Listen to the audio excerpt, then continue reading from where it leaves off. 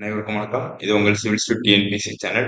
So நம்ம இன்னைக்கு வீடியோவில் பார்த்தீங்கன்னா குரூப் டூ ரிவிஷன் வந்து பார்த்துட்டு இருக்கோம். ஸோ 2 வீடியோ ஏற்கனவே பார்த்துட்டோம். ஸோ அதை பார்க்காதவங்க பிளேலிஸ்ட் ரெஃபர் பண்ணி குரூப் டூ டூ ஏ நோட்ஸ் அப்படின்னு சொல்லிட்டு ஒரு பிளேலிஸ்ட் வந்துருக்கும்.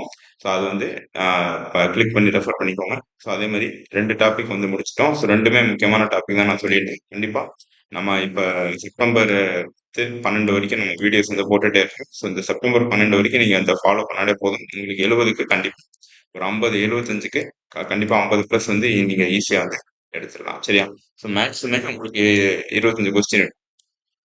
நான் சொல்றது ஜிஎஸ் மட்டும். ஸோ 75க்கு நீங்க கண்டிப்பா 50 பிளஸ் நம்ம போடுற வீடியோ பொறுத்தாலே போதும். ஏன்னா நம்ம வந்து முக்கியமான டாபிக்ஸ் மட்டும் தான் போட்டுட்டு இருக்கோம். ஸோ அதனால 25 கொஸ்டின் வந்து மேக்ஸ் நல்லா பார்த்துக்கணும். Plus 75 question. ஸோ 100 கொஸ்டின் ஆயிடுச்சு. அதே மாதிரி general English, general Tamil. So 100க்கு உங்க டார்கெட் வந்து கண்டிப்பா 95 பிளஸ் வந்து இருக்கணும். சரியா? ஸோ இதுக்கு ஜென்ரல் இங்கிலீஷ்க்கு நம்ம ஃப்ரீ டெஸ்ட் பேட்ச் வந்து போட்டுருக்கோம். ஸோ அந்த ஃப்ரீ டெஸ்ட் பேட்ச் சேர்ந்து சரியா? ஸோ இதுல பாத்தீங்கன்னா ஸோ இன்னைக்கு என்ன பார்க்க போறோம்னு பார்த்தீங்கன்னா எக்கனாமி பொருளாதாரத்துல ஒரு முக்கியமான topic. So evolution of planning in India, அதாவது திட்டமிடுதலின் பரிணாம வளர்ச்சி. ஸோ திட்டமிடுதல் உங்களுக்கு வந்து சிலபஸ்ல வந்து இருக்கும். ஸோ எக்கனாமிக் பிளானிங் சொல்லிட்டு பிளானிங். சரியா? பிளானிங். அதுக்கடுத்து பார்த்தீங்கன்னா 5 இயர் பிளான். அதுக்கடுத்து பார்த்தீங்கன்னா நித்தி ஆயோக் சொல்லிட்டு நித்தி ஆயோக். சரி அப்படின்னு சொல்லிட்டு உங்களுக்கு 3 டாபிக் இருக்கும். ஸோ இதுல ஃபர்ஸ்ட் பார்க்க போகிறது பிளானிங் பத்தி பார்க்கலாம். ஸோ நம்ம பார்க்குற டாபிக் பார்த்தீங்கன்னா எல்லா எக்ஸாம்ல கண்டிப்பா ஒரு கொஸ்டின் வந்து வந்துடும் அதுல இருந்து. சரியா? ஸோ திட்டமிடலின் பரிணாம வளர்ச்சி. ஸோ எப்படி வந்து இந்தியாவில் வந்து பிளானிங், ஸோ திட்டமிடல் அப்படின்னு சொல்லிட்டு இந்தியாவில் எப்படி வந்துச்சுன்னு சொல்லிட்டு தான் பார்க்க போறோம் அந்த வீடியோவில். சரியா? ஸோ நாளைக்கு வந்து என்ன பார்க்கணும், 5 இயர் பிளான், நித்தி ஆயோக். ஏன்னா பிளானிங் கமிஷன் பதில் நித்தி ஆயோக் வந்துச்சு. ஸோ அதனால இது ரெண்டையும் உங்களுக்கு பார்த்தா ஸோ கண்டிப்பா 5 இயர் பிளான் வந்து கொஸ்டின் கண்டிப்பா வரும். நித்தி ஆயோக் வந்து கண்டிப்பா கொஸ்டின் வந்து வரும். இப்ப இந்த 3 டாபிக்ல இருந்து 3 கொஸ்டின் கிட்ட அது கண்டிப்பா வந்துடும். இன்னைக்கு பார்க்க போற டாபிக்ல 1, நாளைக்கு பார்க்க போற டாபிக்ல 2. அப்ப 2 1 பிளஸ் 2 3 கொஸ்டின் வந்து கண்டிப்பா வந்து உங்களுக்கு எக்ஸாம் வந்து கண்டிப்பா எதிர்பார்க்கலாம். எக்கனாமி. ஸோ எக்கனாமி வந்து ரொம்ப ஈஸியான சப்ஜெக்ட். ஸோ ரொம்ப கஷ்டம்னா இல்லை. ஸோ நம்ம போடுற வீடியோ மட்டும் மெட்டீரியல் மட்டும் கொடுத்தாலே உங்களுக்கு போதுமானது.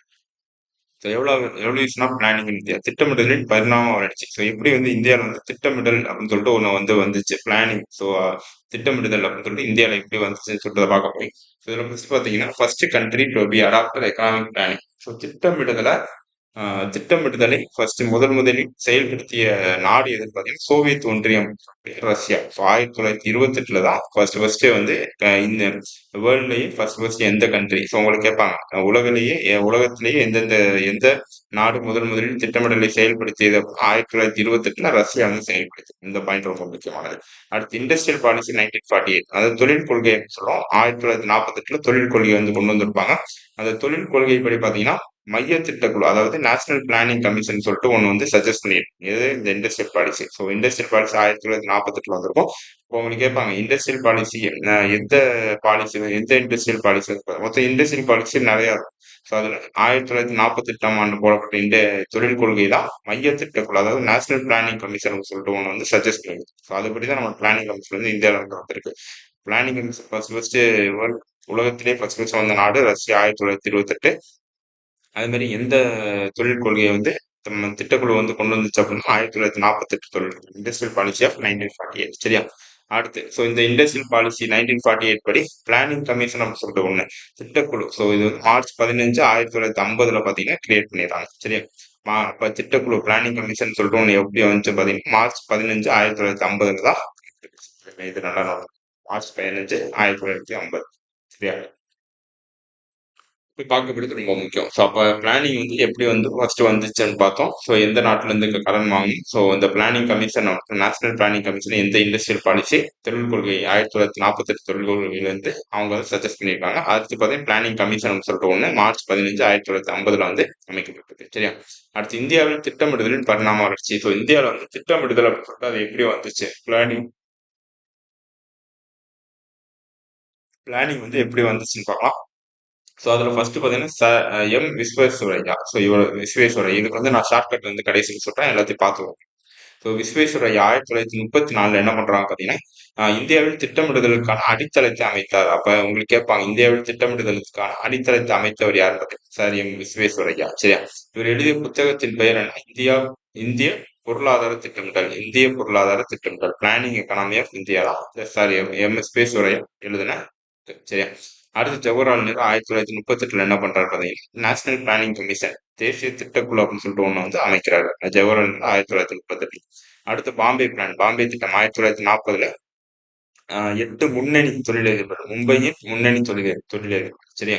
ஸோ எட்டு எட்டு பேர் இருப்பாங்க, மும்பையின் முன்னணி தொழிலதிபர் எல்லாம் சேர்ந்து இந்த பாம்பே திட்டம் அப்படின்னு சொல்லிட்டு ஒரு திட்டத்தை வந்து முன்மொழிகிறாங்க 1940. அடுத்து எஸ்.என். அகர்வால். ஸோ 1944 இது இவர் வந்து பாத்தீங்கன்னா எஸ்.என். அகர்வால் காந்திய திட்டம் அப்படின்னு சொல்லிட்டு ஒரு திட்டத்தை வந்து முன்மொழிகிறார் சரியா.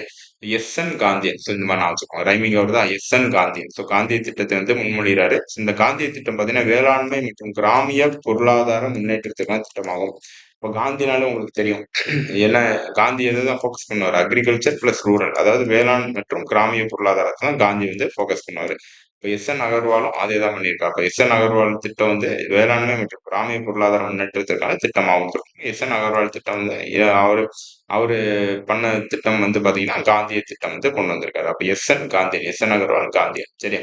அடுத்து எம்.என். ராய் 1945 பீப்புள்ஸ் பிளான், மக்கள் திட்டம்னு சொல்லிட்டு ஒரு திட்டத்தை வந்து கொண்டு வராரு.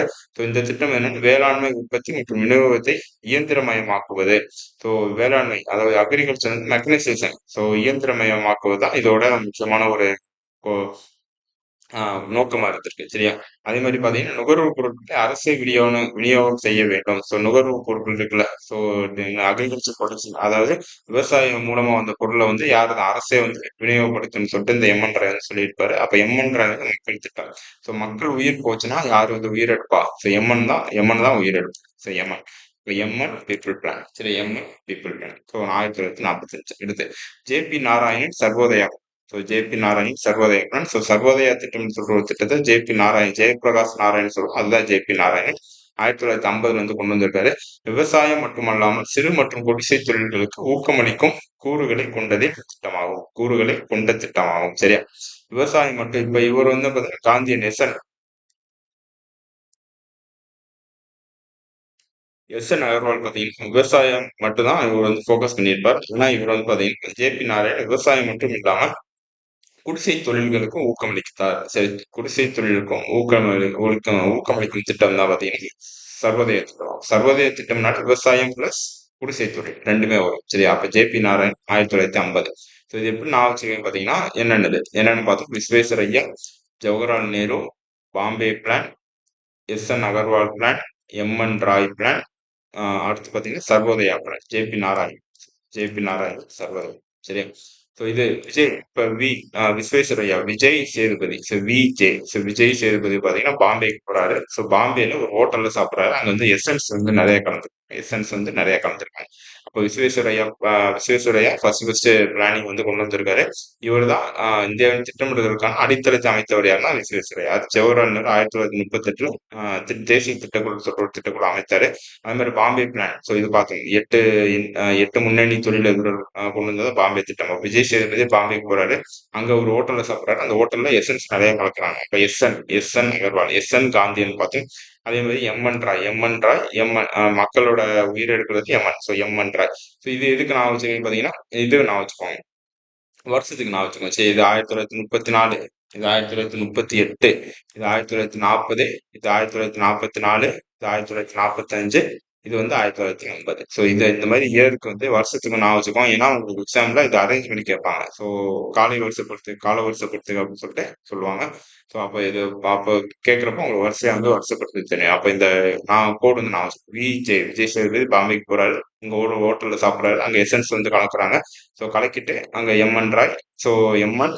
ஜே.பி. So M N. ஜே சரியா. நம்ம நான் வச்சுக்கோங்க. ஸோ இதுல இருந்து கண்டிப்பா ஒரு கொஸ்டின் வந்து வந்துடும். எந்த கொஸ்டின் பேப்பர் பார்த்தாலும் எடுத்து பாருங்க, கண்டிப்பா ஒரு கொஸ்டின் வந்து வந்துடும் சரியா. ஸோ ஒண்ணு இதுல இருந்து கண்டிப்பா ஒரு கொஸ்டின் வந்துடும். அதே மாதிரி நான் நாளைக்கு பார்க்கக்கூடிய 5 year plan plus NITI Aayog வந்து கண்டிப்பா 2 கொஸ்டின் வந்து வரும். ஏன்னா நித்தி ஆயோக் வந்து கண்டிப்பா ஒரு கொஸ்டின் கேட்பாங்க, 5 இயர் பிளான் வந்து கண்டிப்பா ஒரு கொஸ்டின் கேட்பாங்க. அது வந்து 3 கொஸ்டின் இன்னைக்கு நாளைக்கு டாபிக் பாத்தீங்கன்னா 3 கொஸ்டின் கன்ஃபார்ம் வந்துடும். ஸோ இதோட பிடிஎஃப் வந்து பாத்தீங்கன்னா நம்ம டெலகிராம் ஷேர் பண்ணி, ஸோ டெலகிராம் லிங்க் வந்து டிஸ்கிரிப்ஷன்ல இருக்கு. ஸோ அதை கிளிக் பண்ணி ஜாயின் பண்ணிக்கோங்க. ஸோ நேத்து ஸோ 2 நாள் வந்து போயிட்டு இருக்கு ரிவிஷன். அந்த நோட்ஸும் டெலகிராம்ல இருந்து இருக்கு. ஸோ அதை கிளிக் பண்ணி ஜாயின். நன்றி.